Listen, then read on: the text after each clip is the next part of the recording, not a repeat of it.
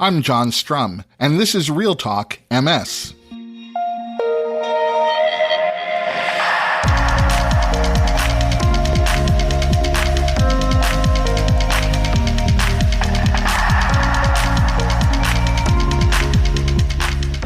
It's May 18th, and we have a lot to talk about. Foot drop, or drop foot if you prefer, is a common symptom of MS in which a person is unable to lift the front part of their foot. It's caused by ankle weakness, usually due to faulty communication between nerves in the brain and the foot. And when you experience foot drop, you significantly increase your chances of tripping and falling. On the other hand, if you walk around constantly hyper-aware of foot drop, you tend to raise your foot too high when you take a step, and that quickly leads to muscle fatigue and can even lead to hip or back problems. So no matter which way you look at it, foot drop is a problem that stands in the way of mobility. Now, imagine that your dad is living with MS, and he's experiencing foot drop.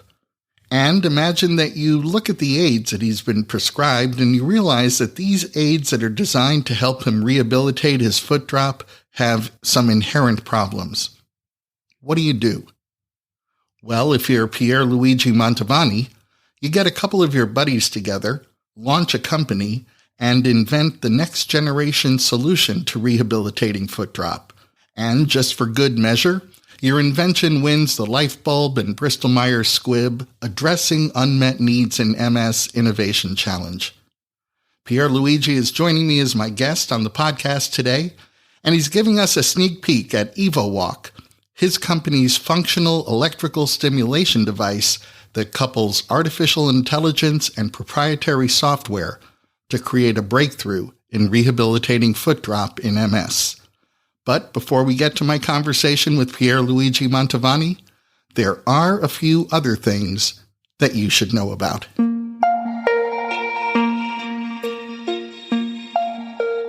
If you're a longtime listener, you might recall that last September, we talked about the Atlas of MS that was published by the MS International Federation.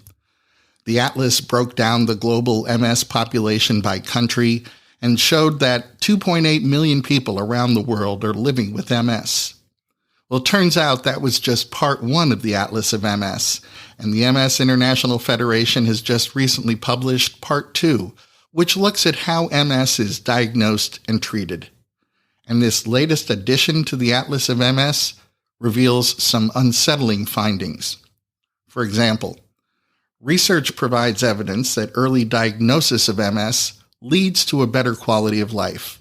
However, the Atlas of MS points out that 83% of the countries surveyed have barriers that prevent the early diagnosis of MS.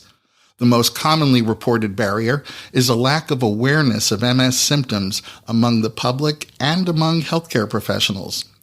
In low and middle-income countries, other barriers are also common, including the availability of qualified healthcare professionals, as well as the availability and cost of the diagnostic equipment and tests. When I first read this, I was reminded of my conversation on the podcast with Dr. Laura Musambaye, a physician and founder of the MS Association of Kenya. Dr. Musambaye talked about what it was like to live in a country of 50 million people, but fewer than 20 neurologists, and only one MRI machine to serve the entire country. When we talk about disease-modifying therapies, we often talk about them in terms of cost, but there are more significant obstacles to being treated with disease-modifying therapies than just cost. The Atlas of MS reports that experts in 14% of the countries surveyed reported having no licensed disease-modifying therapies for people with MS. This number increases to 60% of African countries and 70% of low-income countries. The Atlas also found that 25% of the countries surveyed do not use high-efficacy disease-modifying therapies, and this number increased to 50% of lower middle-income countries and 100% of low-income countries. The Atlas of MS shows additional problems associated with continuous availability of disease-modifying therapies, meaning that even once you've been prescribed a disease-modifying therapy, problems associated with delivery, the reimbursement process, and ongoing testing to prove your eligibility all stand in the way of you receiving the right dose of the right medication at the right time. Part 2 of the Atlas of MS offers a global perspective on MS that can easily be overlooked or marginalized when you're living in a high-income, highly developed country.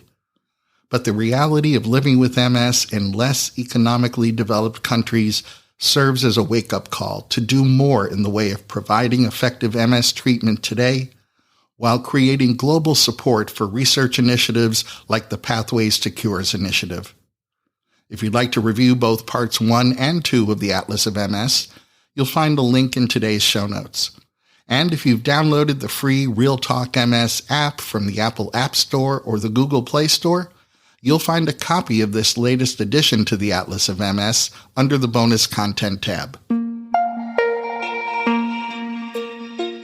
Ozanimod, marketed as Zeposia, is an oral disease-modifying therapy that's been approved for treating people living with relapsing remitting MS in the United States, Canada, and Europe, but not in England or Wales.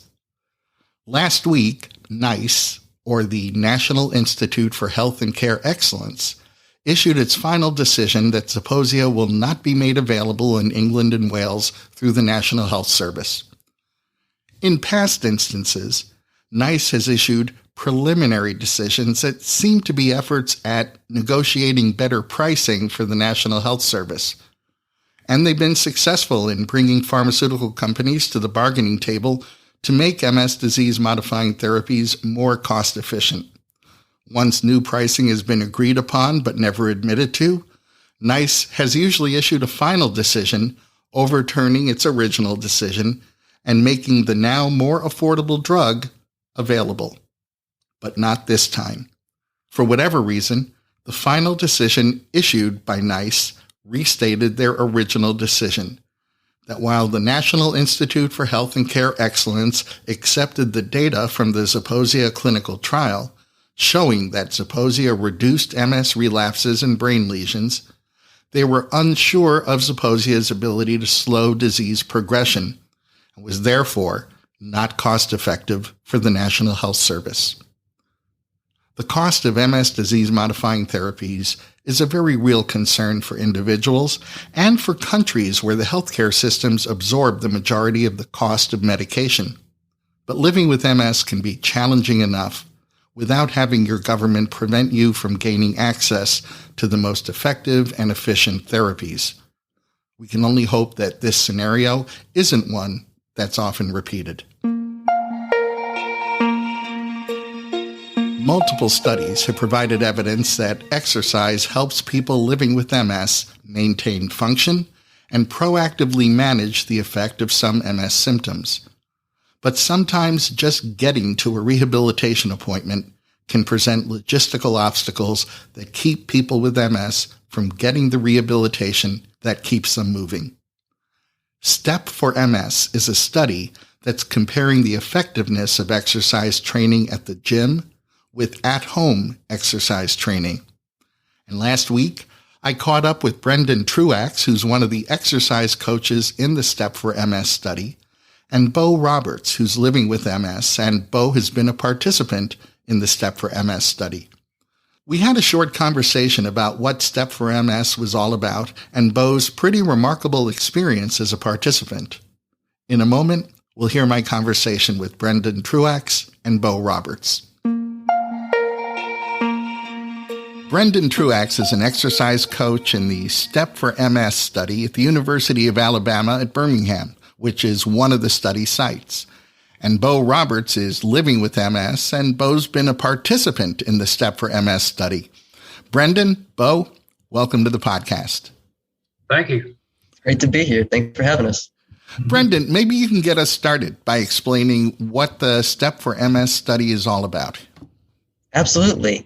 So the STEP for MS study, which stands for Supervised versus Tele-Rehab Exercise Program for People with MS, is a multi-site clinical trial consisting of a 16-week exercise program designed specifically for people with MS. And what we're doing is we're comparing the delivery of this exercise program.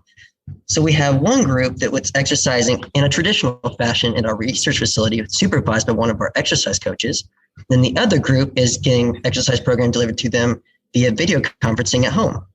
The idea is that if we can provide the resources such as equipment, exercise education, and exercise coach guidance, that we can bring the exercise essentially to people at home and reduce the barriers such as transportation issues, inadequate or unaccommodating facility issues, and exercise education awareness. Those are really important issues. I know that sometimes the logistics of just being able to get to the right place to get that exercise is enough to get in the way and keep people from participating. How long have you been involved in this study? So I've actually been involved since January 2019 when the study picked up. In fact, Beau and I started training together in spring 2019. He was among my first participants. We were aiming for 400 participants in this study, and we just hit our 320 participant mark, or 80% of our goal. And that means that people listening to us have an opportunity to become participants if this sounds like something they could be involved in, yes? Absolutely. We are recruiting across 8 different sites across the U.S., so there's a good chance that if an individual is interested, they can get involved. And we'll go ahead and be sure to leave a link in today's show notes so people can visit the site, take a look at the study, and go ahead and register to participate. Beau, I want to ask you, what made you decide to get involved with this? Actually, I started with Lakeshore quite a while back, and I've been involved in several UAB programs since. I guess it's around 2014. I try to stay active as much as I can. You can't let MS control your life. Well, what can you tell me about your experience participating in this program? Well, it helped me out. I lost quite a bit of extra fat, so I think I dropped about 14 pounds during the period of time that we were doing this exercise program. And I pretty much maintained most of it off of me. Well, congratulations. I say that's the hard part. Overall, could you feel different physically as you kind of went through this program? Yes, I could feel differently after I went through it. Brenda can pretty much say that I increased. Our study tends to focus on individuals with MS who have walking impairment. And so one of our focuses is in increasing walking speed and walking time.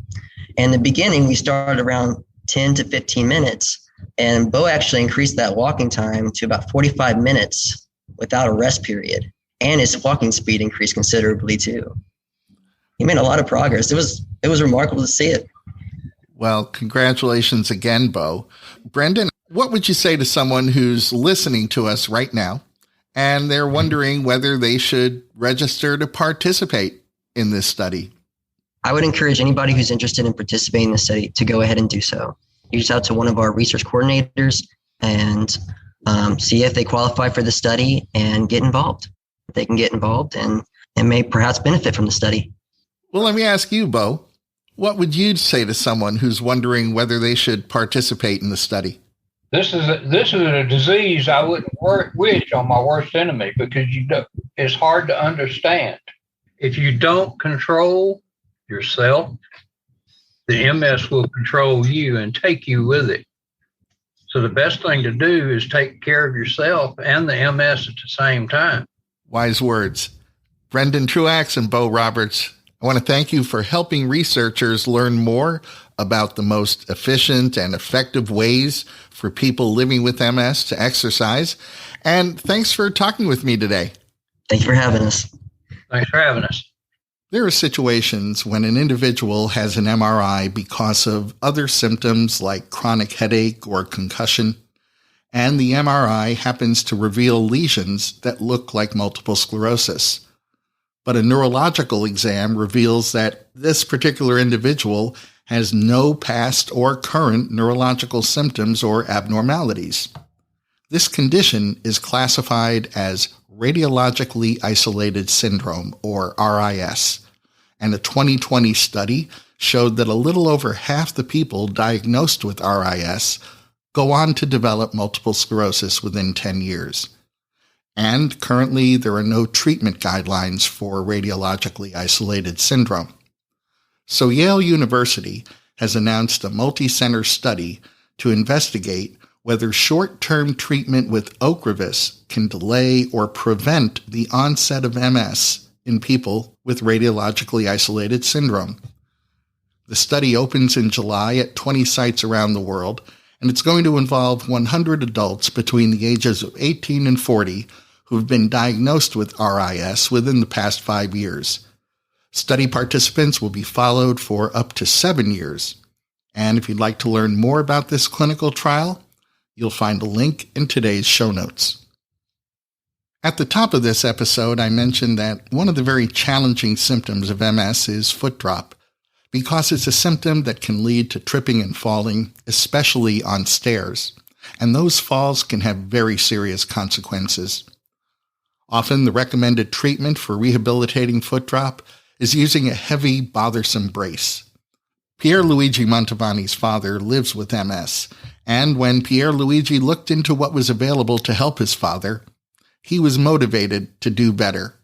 So he recruited a couple of friends, and their efforts led to a new breakthrough solution for foot drop that was declared the winner of the Lyfebulb and Bristol Squibb Addressing Unmet Needs in MS Innovation Challenge. In a moment, we'll meet my guest, the co-founder and CEO of Evolution Devices, Pierluigi Montovani.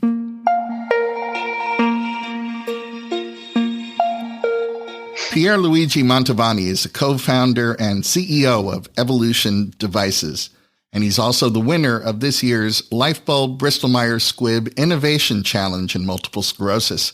Welcome to the podcast, Pierluigi, and congratulations on your win. Thanks. Yeah, thanks for having me. Appreciate it. They say that necessity is a mother of invention, so I'm hoping you'll tell us what smart stimulation therapy is all about, but I'm also hoping you'll tell us why you focused your efforts on developing this technology. Of course. I'll start with kind of the background on why we started. So we started a little over 3.5 years ago.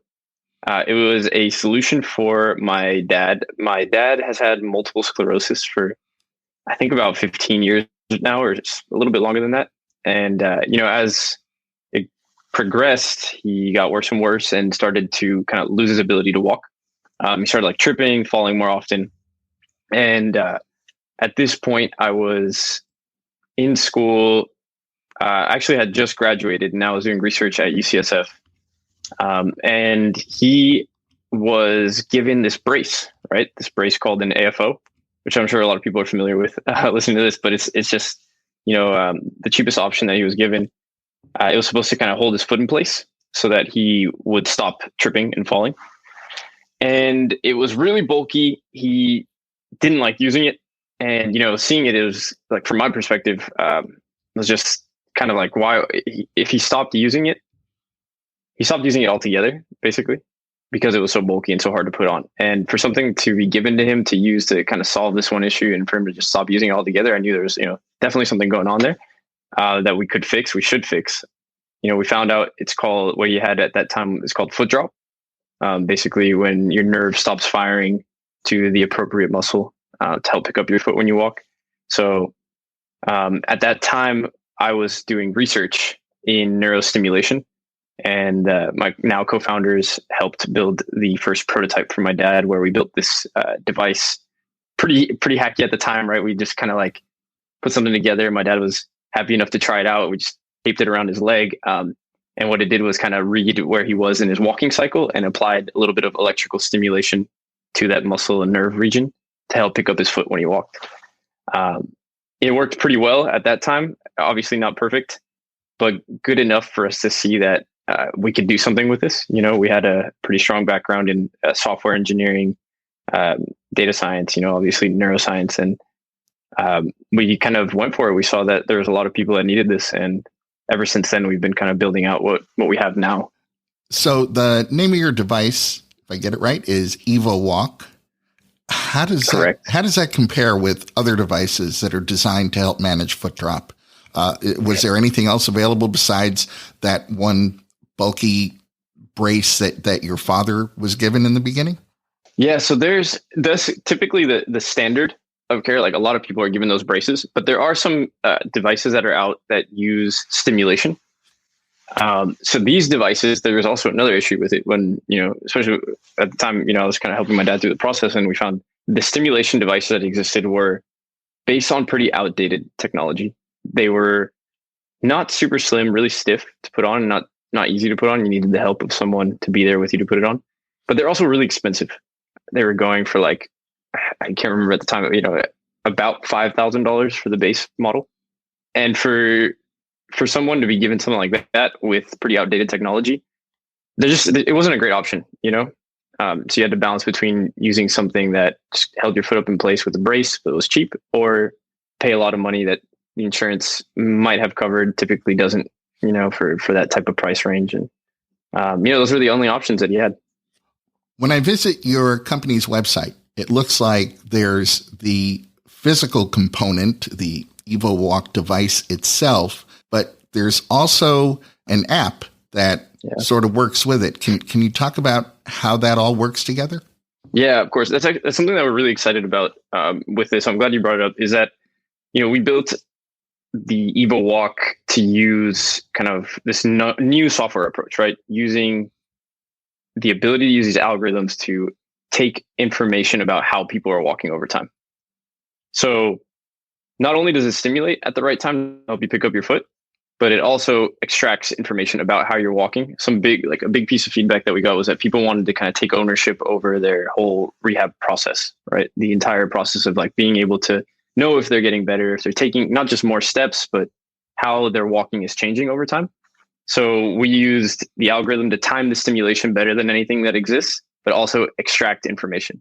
So that connects to the app that you brought up. And in that app, we show the information to the person using the device, right? So that they can see how they're progressing, but we also match them up with a physical therapist. So a physical therapist can then remotely help the person that they're working with actually personalize a routine for them, right? Give them exercises, check in on goals that they both set together, right? Like some people wanted to reach 5,000 steps a day. Some people wanted to be able to walk to get the mail. Some people wanted to get to the point where they can get to a 5K again. But all these goals basically are things that you can do virtually with a physical therapist. And they can review the data and help set up goals. And the person using the device can also check in, see how they're doing, adjust stimulation. Take this idea that we really stuck to was helping people take ownership over their own rehab process, right? So that's kind of where that app comes into play. What impresses me about that is not only does it allow someone to take ownership of their own rehab process, but it also allows them, working with that physical therapist, to create an evidence-based program for themselves, as opposed to hoping something works in their favor.